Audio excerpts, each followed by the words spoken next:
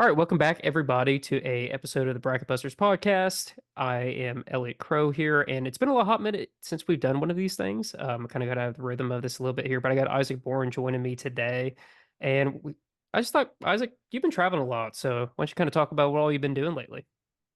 Well, this past weekend it was a long one. I started off my weekend on Friday at the OVC semifinals. Got to watch SIU Edwardsville in the nightcap. They took down Tennessee State, but then before that it was SEMO versus Little Rock. Really thought the Trojans were going to put up a bit of a fight. Didn't really do that, and SIUE was able to come out on top against the Tennessee State team on a very weird play to finish off the game for the Tigers. If you guys watched that semifinal game, it was a bit of a weird play. Tennessee State didn't even really get a shot up, but then I went to Evansville the night after that to go watch the final of that one. I really thought that SEMO versus SIUE was going to be a close one, but you could tell that the Cougars really had just smelled blood in the water, and I mean, they went after it. Coach Baroni, congrats to him. I mean, he's one of the best in the OVC, and I would not be surprised if he got a really nice job this year or the year after that with another program, a much higher level program. But then, the night after that, because we sleep in May, I was in St. Louis for Drake versus Bradley during Arch Madness, and that was a really fun game. I think if anyone listening wants to go to a mid-major conference tournament with probably the best fan experience to date, I don't think it gets much better than Arch Madness. When I was at that game, I just remember you're around a bunch of people that love their teams, and I honestly think that the entire city of Peoria, Illinois, was there to support Bradley. That entire half of the arena was insane. You could tell Drake fans were kind of used to it at that point, but I mean, you saw what happened. Bennett Sturts did what Bennett Sturts does. He dished the ball out, but then when they had to go to other players, Bennett Sturts came alive. Anytime he got any open shots, it was bottoms for him that night, and 20 points for him, and just a great performance by the Bulldogs. I will say it was really, really upsetting watching the Bradley press conference after Coach Wardle and then Duke Dean and Darius Hannah just visibly emotional after what was an incredible season for the Braves. Yeah, I endorse Arch Madness being one of the best conference tournaments around. I went and saw Bradley. I don't remember who they beat. It's probably about 2021, but I remember going to that. It's just such an incredible environment there.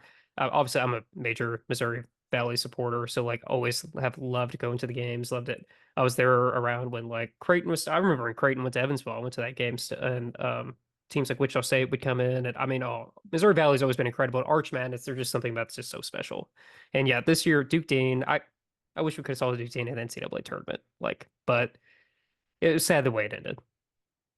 I think this year too, just proving that last year we had a record amount of bubble teams, but this year so far, it's really been a record low. Obviously, the bigger conference tournaments that do produce the most bid stealers have not really finished up their tournaments yet. We haven't seen how the AAC shakes up. We haven't seen how, the bigger conference tournaments shake up like the ACC and things like that. But so far from what we've seen a very low amount of bid stealers, which means that we really could see some of those lower bubble teams getting some opportunities.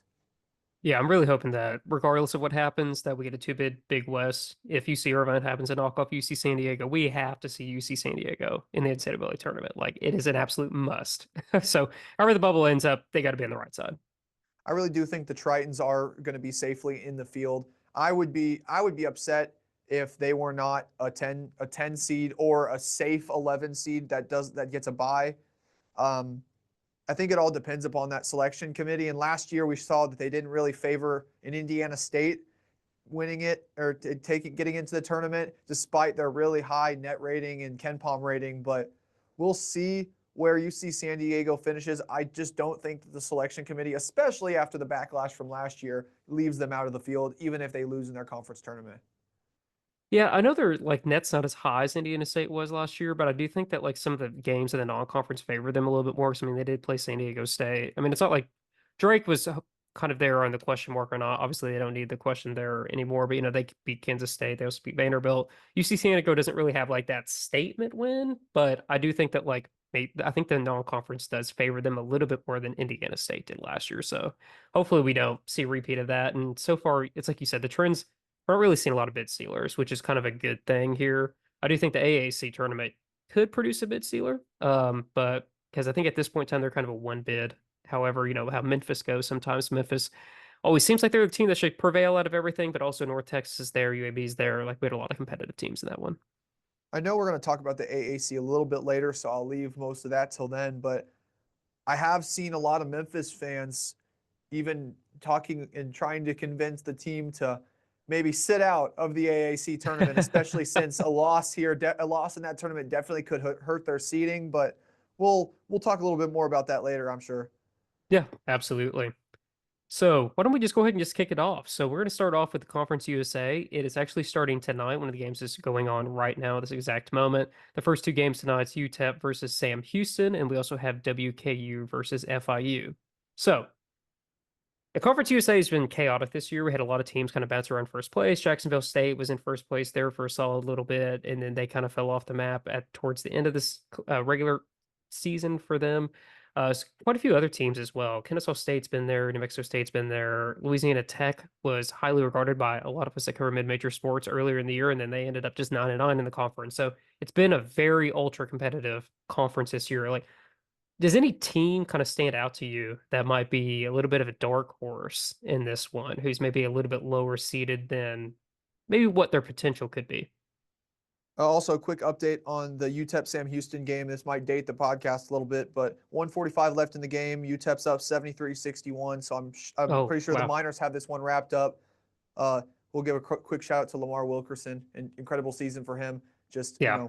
free him. I guess what all I can say. Just a great player on a team that just wasn't very successful. But as far as the rest of Conference USA, I think mid-season it was really surprising me and making me. It was really exciting to watch. But I think once the season went on, you saw those teams that were built to be successful in the long term start to shine.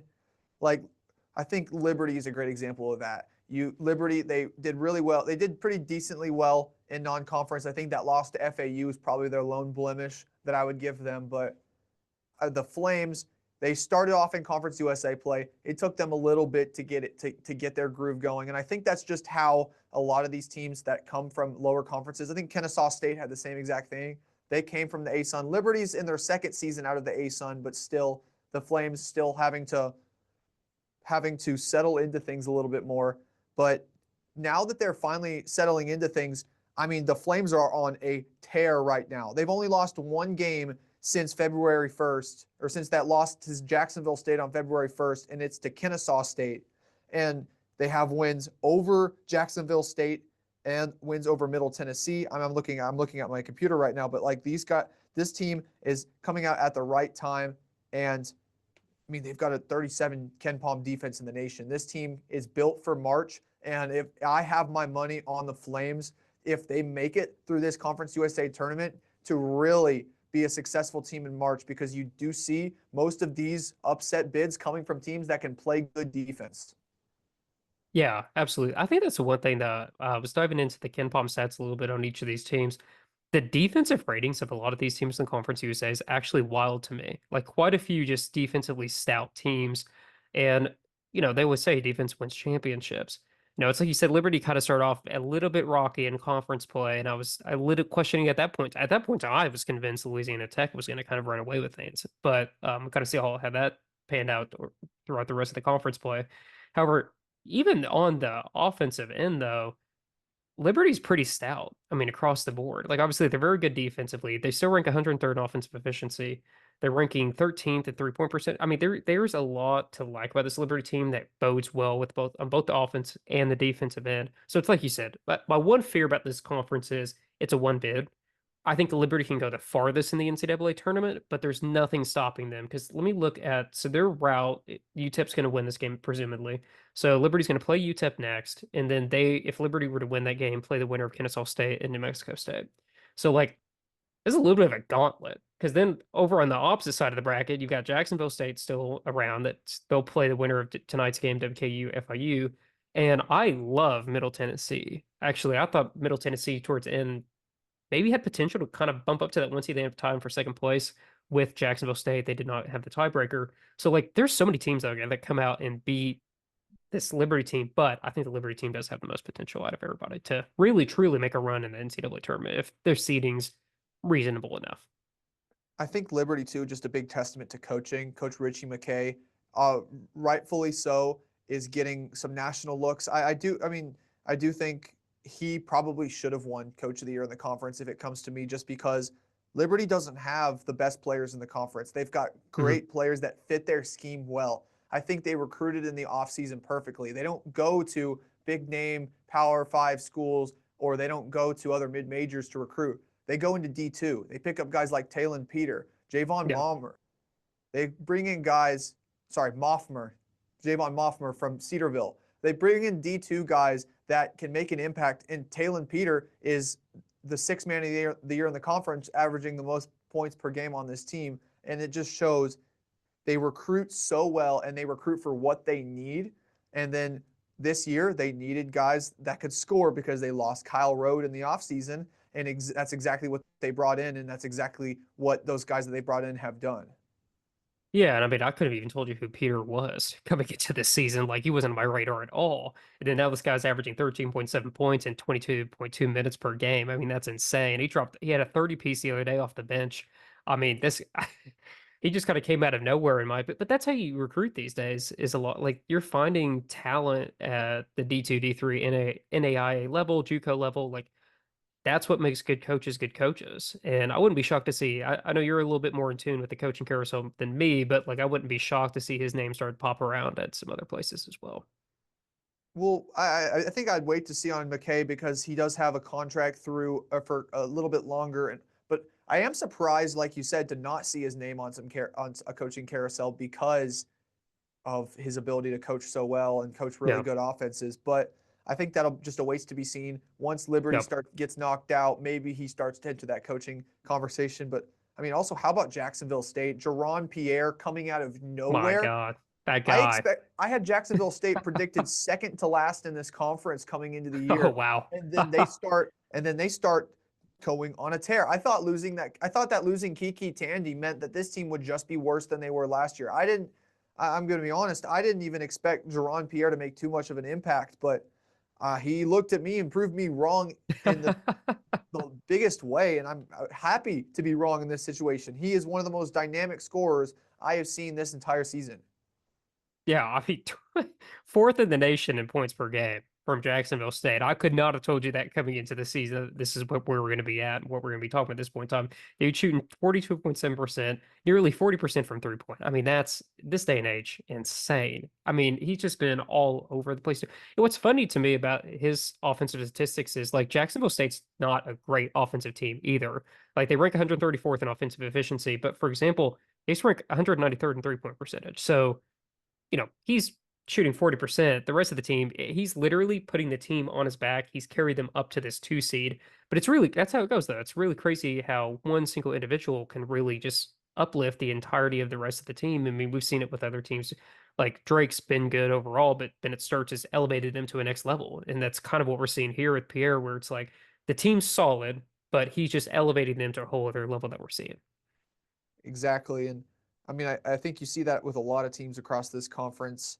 I mean, Kennesaw State, they've got that duo of Cottle and Woolley that I feel like is probably the best guard duo in the conference. I mean, I don't know if we have enough time to talk about every single one of these teams, but I really Yeah, could go in depth about every single one of them. Adrian Woolley, I want to talk about him, just to sit on him for just a little bit. I made an outrageous claim on Twitter the other day, or X the other day, that Adrian Woolley might possibly be the greatest freshman in Conference USA history. I got a little bit of agreed. backlash on that, but I'll stand by my point and say most points per game ever by a freshman in the conference history. I think that his freshman season individually is better than Derrick Rose's.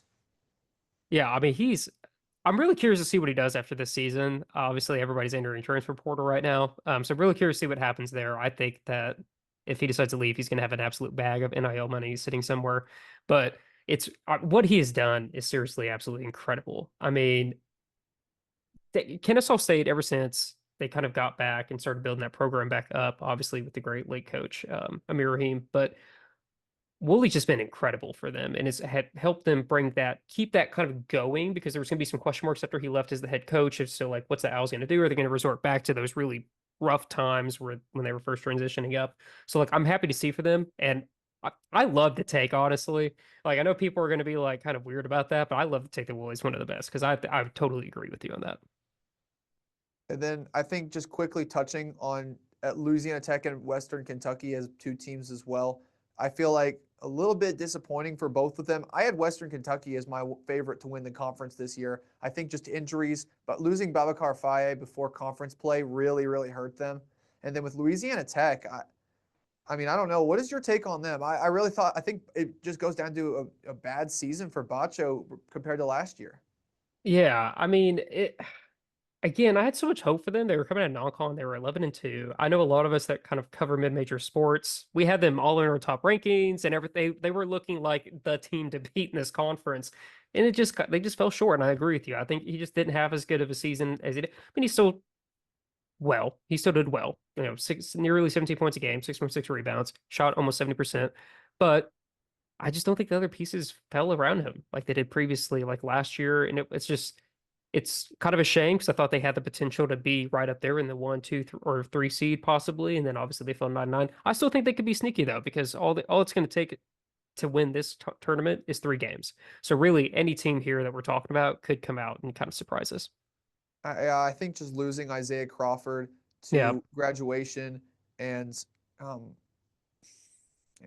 and just their other pieces alongside him really did hurt this team. And I think it hurt them a little bit more than people were going to anticipate. And that's probably what happened. Um, I mean, Middle Tennessee too, a great team. We'll see that'll be a fun matchup coming up later this week. yeah, I do have to say I've actually caught a couple of games of them live this year. Mostafa is so fun to watch. I love watching that guy. I mean, literally, he's had 30 points and 20 rebound performance against Liberty. And then the game before that, he racked up 18 rebounds. So, like, this guy's a machine on the floor, cleaning up the glass. He's also an offensive weapon as well. I've loved watching him in person, and I'm excited to watch him in this matchup too. Like, I think if I had to pick a dark horse outside of Liberty, like, my pick would be Middle Tennessee because I think they have the potential to make a run in that. I know it's kind of like dead even between them and Jacksonville, I think, behind Liberty, but I think MTSU could be a sneaky one in this one. That's all I've got for Conference USA. I think New Mexico State's a great team, but we'll waits to be seen where they'll be at. Yep, And then exactly. I still FIU, think that New Mexico, yeah, FIU's. I was looking up some stats on them. Side note, their win against who was it? Their win against somebody. Shoot. Oh, I don't remember. Anyway, there was a game where they were playing and they hit 7% of their threes just in that game alone that they upset somebody in the Conference USA. They only won 3 games in Conference USA. I just thought that was an absurd stat that you literally hit 7% of their threes in an entire season in one single game because they won 11 of 22 from that game. So FIU, yeah, not too much there. yeah, I think Abar is a great player, but just not enough pieces around him. I think No. Jaden Brewer also a great scorer. I mean, they've got pieces that I feel like have been built to at some point go to a great team, but in this transfer portal time, it's hard to maintain these guys, and I think they're going to lose a lot of these guys to the portal. Yeah, and it's really hard when you don't shoot threes in this day and age. It really kills you. And there were 357 at 3-point percentage this year, and just overall, just 334th in offensive efficiency. So quite literally one of the worst offensive teams in the country. And a lot of that's because if you can't shoot threes, they're just going to kill you on the perimeter or force you to go inside, and then they're going to stack the inside defensive presence on you. So it's kind of they have it stacked against them, and it's just not a well built out team. There's good players on that team that I think, to your point, it's going to end up going other places and have good careers. Yeah, and I mean, I think this conversation goes really well into the American Conference as well. If we want to move on Yeah, to that. absolutely. Yeah, Do you so want who me we to? got up here first? We got Charlotte and Rice in the first play-in game, and then we got South Florida against Wichita. The winner of Charlotte and Rice will start off against FAU, and then Tulsa and Temple, and UTSA and ECU in the first and second rounds. And you're actually going to this tournament, so who's kind of a team that you're watching out for this one? Well, I'll be there on Friday for the quarterfinals, so I'll face off against. I'll see the winners of the second round play, and I think out of all the teams in this second round, it really is hard. I want to say that I have the most faith in Wichita State if Temple does not have Jamal Mashburn Jr. I think it all just comes down to if Jamal Mashburn Jr. is healthy, because at this point he is still day to day for the Owls, and I'm sure Coach Fisher would love to have him back. I feel like when he's on the court for this Temple team, they play really, really well. Now it all just comes down to if his healthiness. But I'll go back. I'll come back to them later and talk about this Wichita State team who had, in my opinion, one of the most most the biggest one of the biggest collapses I've seen coming from non-conference to conference play. I had them as one of my top mid-major teams in the nation going into conference play, and then they start out with just a stinker of conference play. The Shockers, they open up conference play against Temple, and then they proceed to lose 7 of their first 8 conference games, and their only win was against the worst team in the conference in Charlotte. And I think it all just goes down to injuries, and they were dealing with injuries. And once they got their players back healthy, and you start to notice them start to pick things up. After that 1-7 period, they went on a 6-game win streak where one of those wins was a win against Memphis at home. You saw that one against Memphis at home in overtime. I think Washington and Xavier Bell Yep. are a great duo with Wichita State. And I do feel like if there's one team that's not named the Temple Owls that are healthy, I think Wichita State can really make some noise. They will have to get past Memphis again, and beating Memphis once in a season was hard enough. It'll really tell the story if they can do it twice in a season. But I do think if there's any team that's going to do that, I think Wichita State has a good chance to do it. Yeah, I totally agree. I mean, I thought Wichita State was dead in the water. I mean, I was the same way. I thought very highly of them, and coming into the season, I thought they were going to be good. But then, really going through their non-con, I was like, oh wow, this team's legitimate. And then all of a sudden, yeah, that they just broke down in at the beginning there of conference play. But really, that Memphis win is what put them back on my radar because I was like, okay, so like now, and then all of a sudden they pop up the winning streak, and I was like, okay, wow, okay, Wichita's back. So I would agree. I think out of the lower seeded teams here, I think Wichita State's by far got the most talent on the team overall. Washington's been incredible. I've loved watching him play. I think out of some of the higher seeds, I I have a favoritism towards North Texas here. I think I just love their defensive presence. They're so fun to watch. I watched them play Evansville at the very beginning of the year, opening. I think that was this first or second game, and just remember seeing. I was like, wow, this team is very talented. Like strong presence on the defensive end. That was at the very beginning of the season. They continue just to improve after that. I mean, what they've done this year is impressive. Yeah, I really like North Texas. Ross Hodge has done a great job in the portal. This is only his second year since Grant McCaslin left for Texas Tech. But I mean, from last year where they had a really solid team, I didn't think that they could get much better from last year, especially since they were fourth or fifth in the conference last year. They got an NIT bid after a season where they won the NIT. They go into a season where it's just a little bit that they start off American Conference in their first season in the American Conference around the middle of the conference, and I thought that was as good as they were going to get for a while. And then they come out this season with a team that looks worse on paper, but Ross Hodge thinks differently. Yep. Atten Wright is one of my favorite guards to watch. You saw that 42-pointer he put up the other night. He's an incredible guard. Brendan Lorient, a great bench piece for them.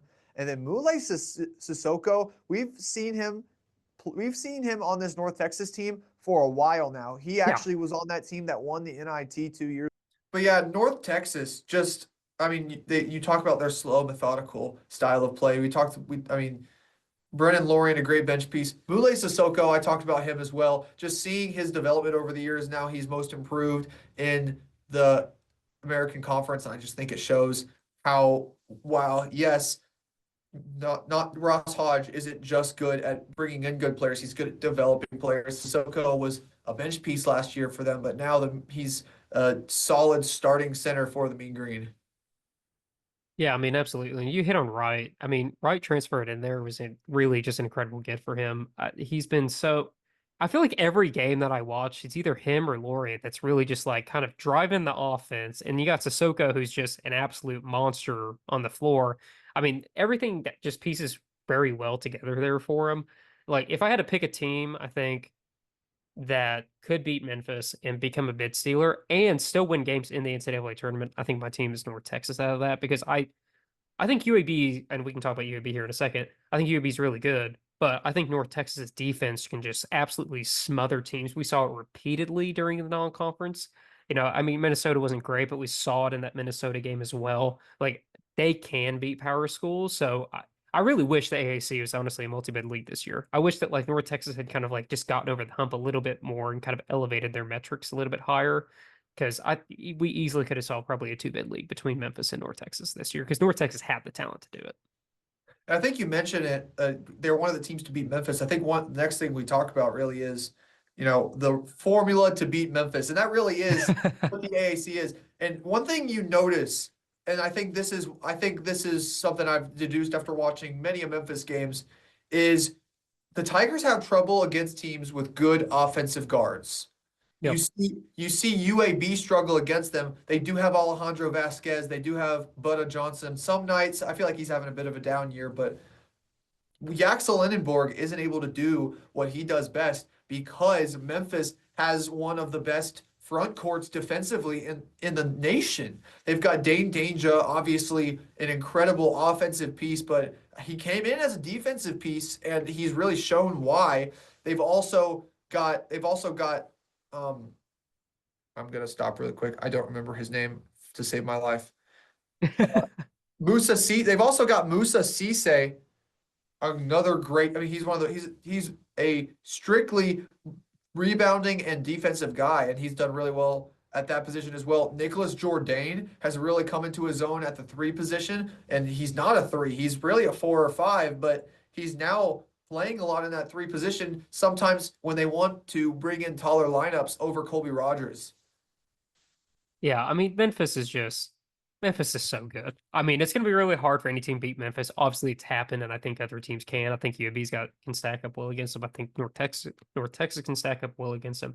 But I really actually hope for Memphis fans they get what they need this year because last year was such a down year. It was really just a heartbreaker in how that entire season just went. Obviously, there was the whole it seems like there's always like some type of debacle going on for Memphis. So like what I really hope is like I mean with having Haggerty this year, Memphis has the potential to go in a really deep run in the NCAA tournament this year.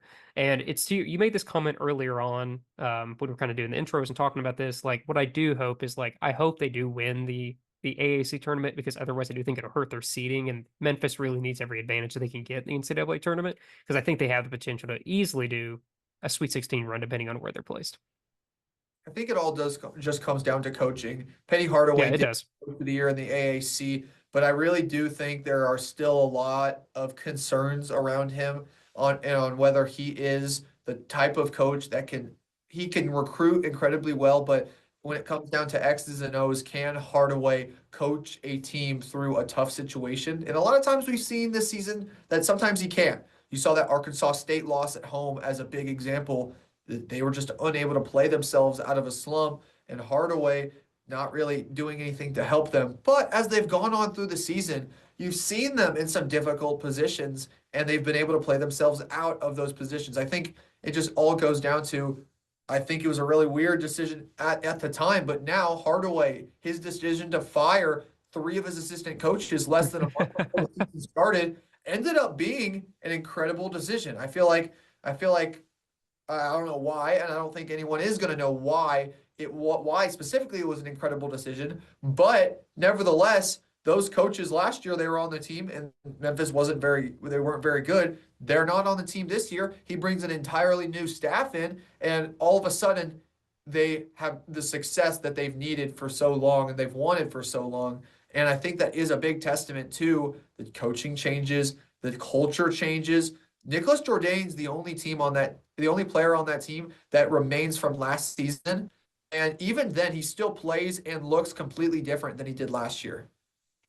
Yeah, and I think you said it best. I think sometimes you just need a culture change because, there was a lot of drama going around the program. And then the whole thing towards the beginning, obviously, the firing the assistant coaches, there was a thing about DeAndre Williams as well. Like, there was like just quite a few things going on in that program at one single time. And it was like, oh man, is Memphis going to be able to like overcome this or not? And to your point, though, it's rebuilding the culture and it's adding in the coaching staff. Like last year, okay, for example, I remember watching this game, just pulled their schedule back up. They were almost lost to Rice. They only won by 3 points in that one. That would have been a terrible loss in the resume. Last year, they probably lost that game because this year they had the ability to battle through tough situations.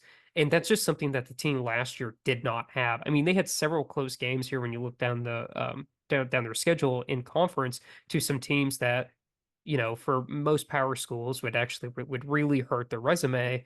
And for Memphis, they can't afford those types of losses in the AAC, but they were able to overcome those. And then their only losses were to what, Temple and Wichita State in overtime. So, that's just something that we would not have seen. I think if you had taken last year's Memphis Tigers team and put it this year, I think the record would be quite a bit lower than what it is now. And I think what I mentioned at the beginning of the pod, Memphis wanting to drop out of the AAC tournament, it has validity to it. I think Yeah. a loss, especially in these earlier rounds, is going to go down as a quad 3, maybe even a quad 4 loss. And especially when you are trying your best to desperately get that 5 seed that they really want, when they're really projected around that 6 or 7 seed line. You can't take a quad 3 loss no matter where it is or when it is, no matter if you're playing the best or worst version of a team. And no matter who they play out of Wichita State or South Florida, that is a quad 3 loss at best. If they lose to them, I obviously don't think they will, but the best case scenario, for the worst case scenario for them is they do pick up a loss. So at this point, they just need to go into Fort Worth with no funny business. They need to just get their work done. And I think the only time that I feel like it's acceptable for them to lose is in that championship game. Like there's nothing that's going to keep them out of the field at this point, but I feel like a loss early on is definitely going to push them up to maybe even a double-digit seed. Yeah, no, and I completely agree. Because I mean, really, and if looking at the championship bracket here, or who they would play in the championship game, most likely North Texas or UAB coming out of that. So if you lose to one of those two teams, that's if you're going to lose a game, best case scenario, because then that's really not going to be too detrimental. Anything else is going to really just kill them. And it's really a shame. I know you're a mid-major guy, I'm a mid-major guy, and it stinks to see these conferences that like obviously have above average teams in them, and you have to like fight to be perfect throughout this. And even a team like Memphis literally has to fight to be perfect throughout this. And it's kind of a shame that we have to do that. But obviously you want to hit that 5 mark. But if you lose to North Texas, you lose to a UAB, I would hope you can still survive those and get a respectable seeding that will set you up well for success in the tournament. You mentioned North Texas in UAB, and I think now is the time for me to mention my favorite that isn't North Texas or UAB, and my favorite to win this tournament, not named Memphis, Texas, or UAB, is a healthy Jamal Mashburn filled Temple Owls team. I feel like Temple started off so well in AAC play that Jamal Mashburn falls with a toe injury. And since then, he's been day to day. Coach Fisher tried playing him. It didn't really work out very well for them. They lost to Tulsa that game. And since then, Temple, they had that really long losing streak, but now they've come into their own. They finished the season on a 3-game win streak, and that's all Zion Stanford and Steve Settle. And that's exciting to me because Zion Stanford, a young guy, had to come in the place of Jamal Mashburn Jr., one of the best scorers in the nation. Incredibly big shoes to fill, and he didn't step back at all. I think you saw that in that game winner he hit against South Florida, and since then he's played incredibly well. Steve Settle, another one of those players that came from that Temple team that made it to the finals of the AAC tournament last year. I got to watch that in person, and it was so much fun to watch this Temple team, especially when you saw a guy like Steve Settle, who's 6'10", but maybe not even 200 pounds, go up and shoot threes like one of the best players in the conference. Like those teams, that Temple team last year was fun, but I think this year it has a chance to be even more fun. And it all depends though on Jamal Mashburn's availability, because if they can get Mashburn back with a fully developed Zion Stanford right behind him, man, I really do think that they might be the best team in the conference if they have that guard duo at Yeah. full strength. Yeah, I mean, looking at the record, they were 12-6, 4-1 in the AAC early on, and then even during that losing streak, all the games were close. They only lost one game by double digits. They lost UAB 80-64, but they lost by 6 to Charlotte, 2 to FAU, 6 to Tulsa, 8 to Memphis, and 9 to South Florida in overtime. Like that's all insanely close games. So it's not like they were even getting blown out of the water. I'm not for sure. What game did Mashburn go out in that one during that sequence? It was against ECU, but then they tried to bring him back against Tulsa, and he didn't. That's what it was. Yep. Yeah. So you don't even have Mashburn during that stretch, and you're losing all those close games. And then all of a sudden you come back, you win your last three, including a statement win over North Texas in the last game of the year.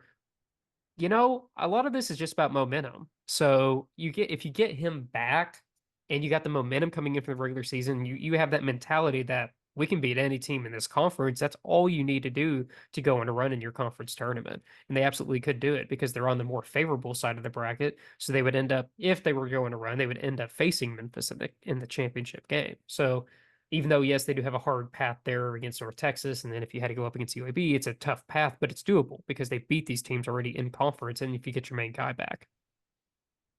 And and I think it just all is up to Mashburn's availability. But I think one more team you have to talk about in that second round sequence, you have to talk about ECU, because in my opinion, it's a weird team. ECU, such a Yeah. great offensive team. They've got CJ Walker and Felton as such a great duo. And it's so hard to think that this team probably isn't going to go for more than one win.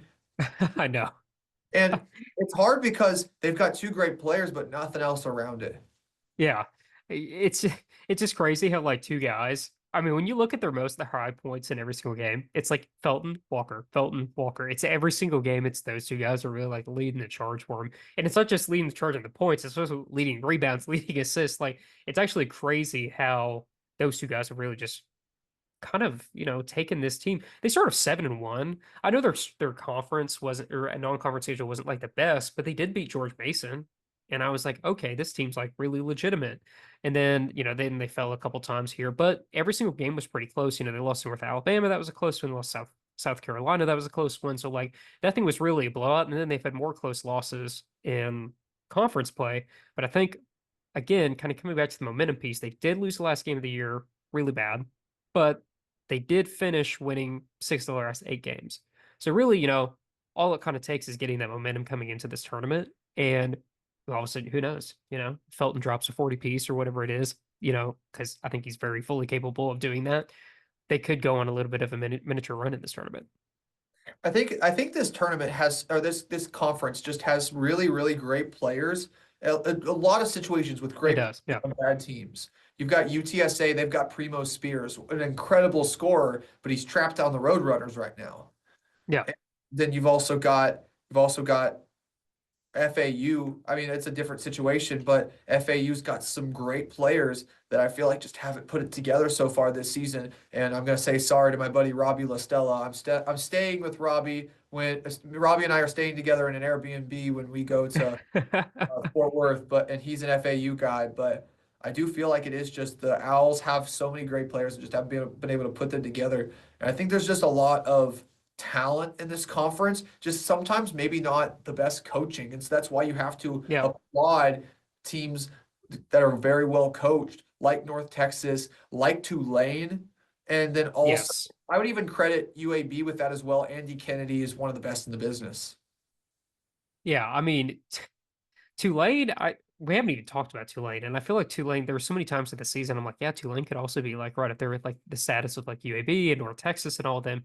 It's just it's crazy how much talent, to your point, is in this conference because even Rice, not great, but even Rice is like won a few good games here and there. Like it's you go down the list and every team for the most part has at least one what I would consider a good win on their resume. And that's just really impressive. It's kind of see that is where it comes back to. I wish this wasn't a one bid league because really we should see two teams coming out of this. I don't know, we won't. It's a shame, unless of course Memphis loses.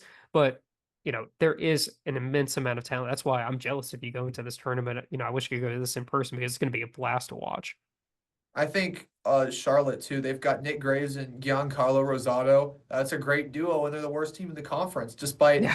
a triple double threat in Rosado, and they've got the top four scorer in the conference in Graves. So I think Yeah. it always comes down to just putting things together. I think Jacques for FAU is a great coach. He's just young and needs to be able to bring this team together. And I think they did start to pick things up later in the season. I think Caleb Glenn is a great talent. Actually went to high school in the state of Kentucky. Same with Kiki Tandy, also went to high school about 30 minutes to an hour away from where I went to high school. So FAU, great Kentucky born, Kentucky raised guys. I'm just kidding, but also they've got Bob, that's a great guy as well. So I mean, Tulane too. Caleb Banks is a great player. I feel like you can Yeah. just you can shout out a good player from just about every one of these teams, and it's just going to be really really fun to watch. And I'm really excited to be there on Friday. Yeah, absolutely. And I think that again, this tournament's going to be chaos. It kind of reminds me a little bit of the Conference USA in that where there's just Memphis stands out above everybody else, kind of how Liberty stands out above everybody else, but then there's at least another two, three, four teams that could absolutely win the whole thing. And for this one, Memphis is going to be able to get that second bid. In Conference USA, obviously, you're not going to have a second bid that's coming out of that if Liberty loses. But regardless, two really strong conferences that's going to be incredible tournaments to watch over the course of the next few days. Exactly. I mean, it'll be. I'm just ready to get there. It'll be fun. It's the best time of the year. Again, we sleep in May, right? Like it's the best Exactly. time of the year for everybody. Oh, by the way, as we're recording this live, UNC Wilmington up two with 5 seconds on Delaware. Oh, So it would be interesting. I think we talked about this off the pod, but it would be interesting to see if Delaware can somehow come out of this. Be interesting to see two teams with losing records making the NCAA tournament. yeah. I mean, Delaware, I believe this was the first time a 12 seeds made the CAA championship. I think I heard that correctly. And then obviously it'd be the first time a 12 seeds ever won the CAA championship. So it's absolutely insane what Delaware has done. It looked like Pepperdine was going to maybe do the same thing there for a little bit in the WCC, but they obviously lost to St. Mary's yesterday. But I'm always up for chaos. I want UNC Williamson to win this game because I think the fans are great. I've always loved interacting with the fan base. But what an incredible run by Delaware if they make this. Absolutely insane. And what a way to go out of the CAA. Yeah.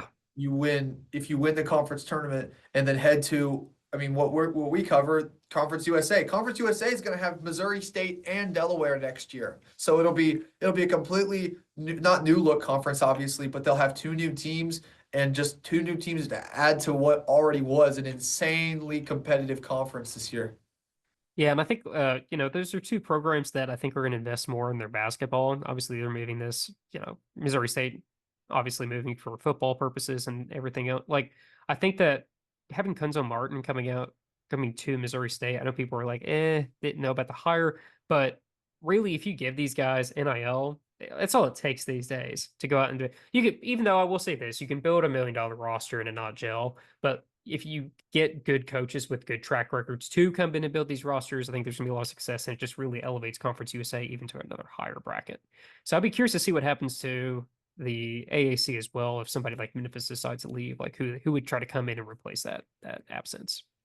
Yeah, exactly. I think Conference USA kind of a little bit of a feeder league into the Yeah, AAC. it is. And I mean, you saw that with was 5 teams 2 years ago leaving, especially after great postseason years.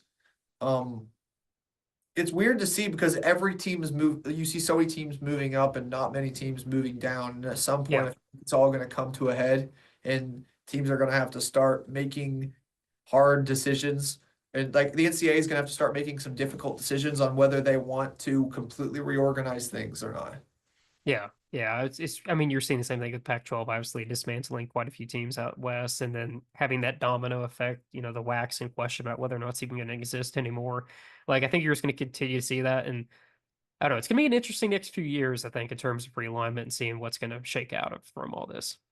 Exactly.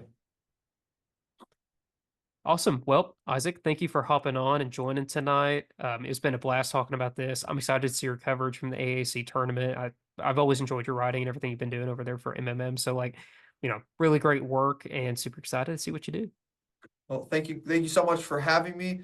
And like you said, if you guys would ever want to check out any of my writing, it'll be just go to Mid Major Madness and you'll see my name somewhere on the website. But then also, I'm Isaac Bourne _ on Twitter or sorry, on X, and then you can catch me there. So that's all I got. Awesome. Thank you, sir. And to everybody else, thank you for tuning into this, and we'll catch you next time.